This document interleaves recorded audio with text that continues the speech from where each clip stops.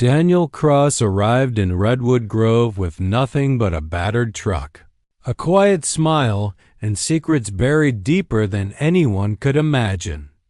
Detective Lover Grant would soon learn that his past wasn't something he was running from. It was something he was bringing with him.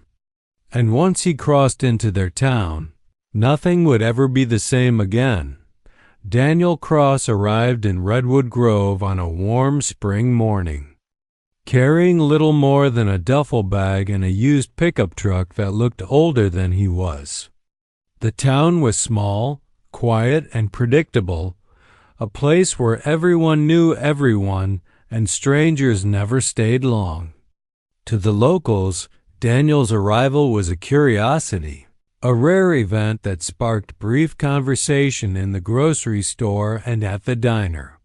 He rented a weathered house at the far end of Birch Street, the kind of place no one wanted anymore, with peeling paint and a yard overrun with weeds. He said he wanted to start over, to build a new life far from the chaos of the city. No one asked for details. They accepted his story, as people in small towns often do when they prefer comfort over confrontation. In the first few weeks, Daniel seemed harmless. He kept mostly to himself, spending hours repairing things around his property or driving into town for supplies. He spoke politely, but never for long. The few who tried to be friendly eventually stopped, finding his distant eyes unsettling. Then, small things began to happen, things that didn't make sense. A neighbor's mail went missing. A few power tools disappeared from a garage. One night, a family's car was found broken into, though nothing valuable had been taken. It was as if someone was testing boundaries, crossing lines just to see how far they could go. At first, people blamed teenagers or drifters passing through. But Redwood Grove rarely saw strangers anymore. The more incidents that occurred, the more suspicion grew, circling back to the quiet man on Birch Street. Daniel seemed unaware of the whispers that followed him, though sometimes he lingered a little too long when he passed others on the sidewalk, as if he could sense their unease. Those who met his eyes described them as cold and flat, like he was studying something invisible behind them. The local police started keeping a closer watch, but the crimes were too small to investigate seriously. There were no witnesses, no fingerprints that led anywhere. Still, the pattern was clear. Every time something went missing, Daniel's truck had been seen nearby. One night, an officer drove past his house and noticed a faint light glowing from the basement window. It was nearly midnight, but Daniel was awake, moving around in the shadows below. The next morning, the officer returned, but the basement looked empty, as though no one had been there at all. By the end of summer, Redwood Grove no longer felt safe. Doors that once stayed open now remained locked. Children stopped playing outside after dark. Conversations grew quieter, always circling back to the same question: who was Daniel Cross, and what exactly had he come here to escape? No one knew that his calm expression hid a past filled with secrets, or that the peace of their town had already been broken the day he arrived. Something had crossed into Redwood Grove with him, something dangerous, patient, and waiting for the right moment to emerge. The quiet routine of Redwood Grove shattered one morning when the body of Margaret Hill, owner of the town's only grocery store, was found behind her shop. She had been closing late, as usual, but never made it home. The discovery came from a delivery driver who noticed the back door wide open and boxes scattered on the ground. The scene looked like a robbery, but the details didn't add up. Nothing of real value had been taken, and the cash register still held its money. The only sign of struggle was a single overturned chair and a dark stain on the floor. Fear rippled through the town like a shockwave. Margaret had lived there her whole life. Everyone knew her. Everyone trusted her. If something like that could happen to her, it could happen to anyone. Detective Laura Grant was brought in from the nearby city to lead the case. She was known for her careful eyes and calm approach, but even she felt a strange chill as she walked through the narrow aisles of the empty store. The unlocked back door bothered her. Whoever had done this hadn't forced their way in. They'd been let inside or already knew how to get there unnoticed. Lavra went through the security footage, but the store's cameras had stopped recording 2 nights before, the wiring mysteriously damaged. It wasn't an accident. Someone had planted. Word spread quickly. People started pointing fingers, and one name came up again and again: Daniel Cross. He had been seen near the store several times, asking Margaret odd questions about closing hours and delivery schedules. Some claimed they'd seen his truck parked nearby the night she died, though no one could be sure. Daniel didn't deny being there. He said he'd stopped for groceries, nothing more. The police searched his property but found nothing. His house looked ordinary, almost too ordinary, as if he wanted it that way. After Margaret's death, Redwood Grove began to feel like a ghost town. The diner that was once full every morning now stood half empty. Families took different routes home to avoid walking past the old grocery store. Even the air felt heavier, as though the town itself was holding its breath. Daniel became an outcast. Children whispered about the man with the empty eyes. Neighbors crossed the street when they saw him coming. Still, he went about his life as if nothing had changed, fixing things in his yard, driving into town for supplies, occasionally vanishing for hours at night. Detective Grant kept watching him, convinced there was more beneath the surface. When she checked his background, she found inconsistencies in his story: no clear employment record, no trace of his supposed family in the city. He was a man who existed only in fragments. But without proof, she couldn't act. Each day that passed made her more certain that Margaret's death wasn't random. It was part of something bigger, something planned long before Daniel ever came to town. And deep down, she knew the next crime was already waiting to happen. Detective Laura Grant worked tirelessly through the nights, piecing together fragments of Daniel Cross's past. The deeper she dug, the stranger his history became. Records showed that before moving to Redwood Grove, he had lived in 3 different towns in less than 4 years. Each time, he had left suddenly, without forwarding addresses or any trace of employment. In 2 of those towns, police had investigated burglaries that followed the same pattern as the recent crimes in Redwood Grove, carefully executed, minimal evidence, and no arrests. It wasn't a coincidence. Grant knew she was dealing with someone who had done this before. When she contacted his former employer, a security installation company, she learned that Daniel had once been skilled at breaking into systems. Ironically, the same ones he was paid to secure. He had been fired for unethical behavior, though no one could provide details. Then she found a missing persons report filed years ago. The name jumped out at her: Rebecca Sloan.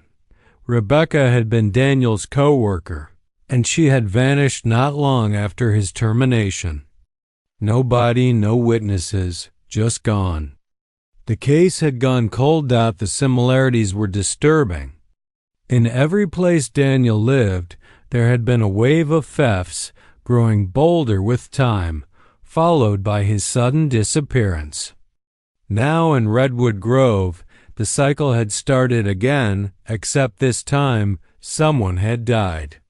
Grant requested access to the old case files. The evidence from Rebecca's disappearance included one peculiar detail: a security key card from the company Daniel worked for, found near her abandoned car.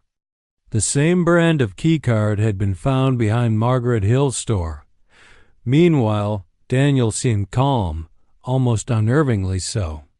He went about his routines, rarely speaking to anyone, but his habits had changed. The lights in his basement stayed on longer.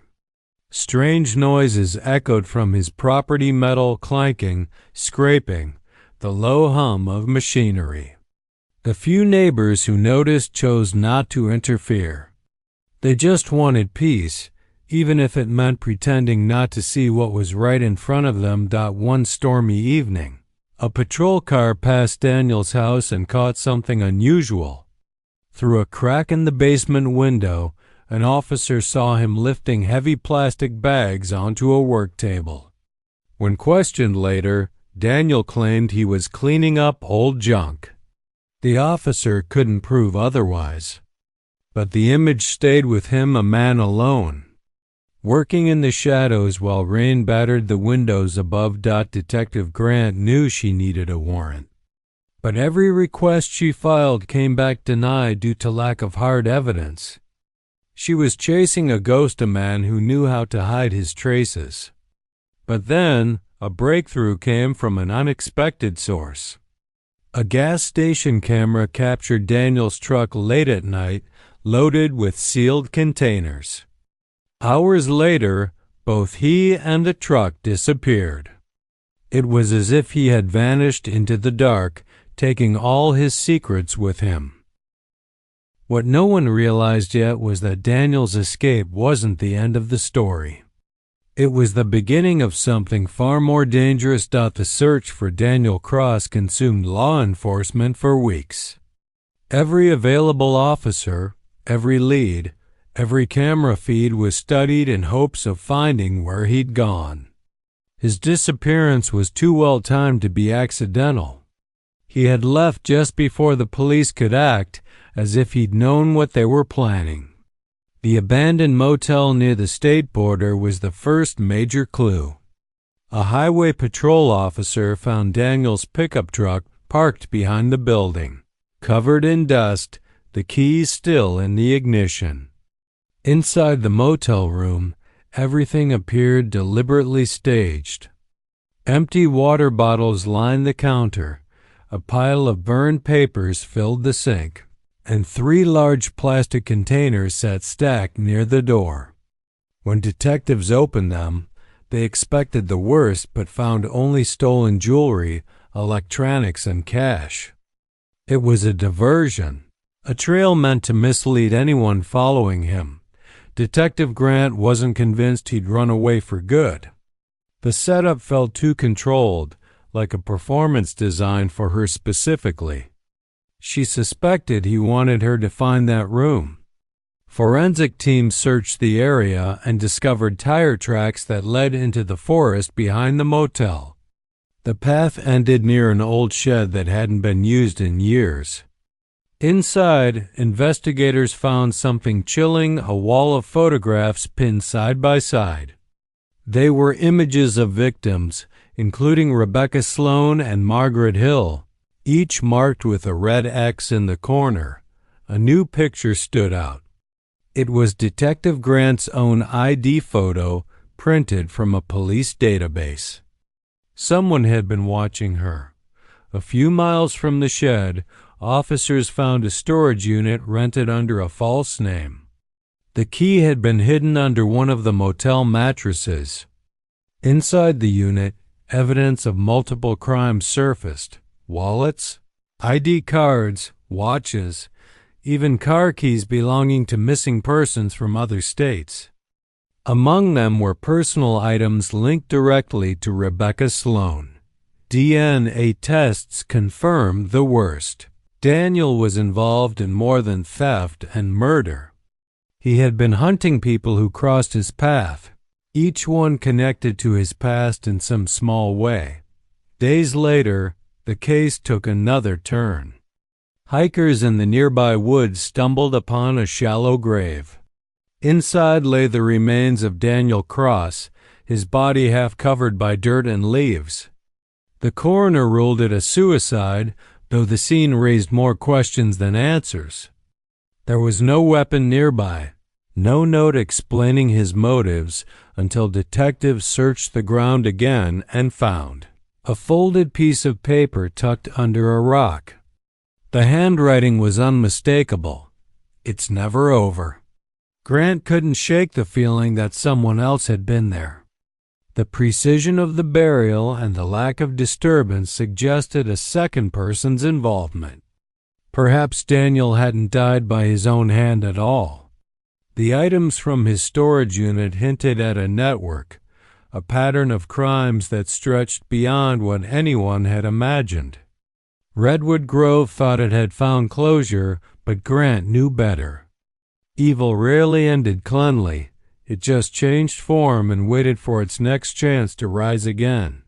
Months passed before Redwood Grove began to breathe again. The fear that once gripped the town had slowly faded into uneasy silence. People reopened their shops, children returned to the playgrounds, and the whispers about Daniel Cross turned into memories told in lowered voices.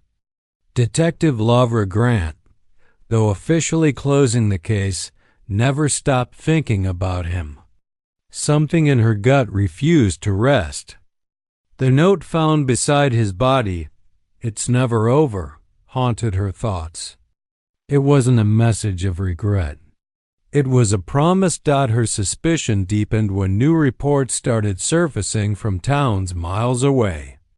Small burglaries at first, just like before. Then, a local woman vanished from a nearby city. The similarities to Margaret Hill's case were undeniable. No forced entry, no trace left behind. The only clue was something small, left intentionally on the floor, a tiny metal cross, polished and gleaming under police lights. It was the same design that Daniel had once worn on a chain. Grant felt a chill. Someone was copying his crimes or continuing them. She returned to Daniel's files, going through every detail again. In his employment records, she found a name she had overlooked: Linda Kane, another technician who had worked with him years earlier. Her personnel file listed her as terminated, but no reason was given. The address on record led to an empty apartment. Further digging revealed that Linda had changed her name several times over the years, moving state to state. The pattern matched Daniel's own movements. It was as if the two had been shadowing each other, staying hidden, always a step ahead of anyone who tried to find them. Grant began to suspect that Linda hadn't just been a coworker, she had been his partner. The evidence from the storage unit started to make sense. Some items, like certain jewelry pieces, had fingerprints that didn't match Daniel's. There were two hands at work.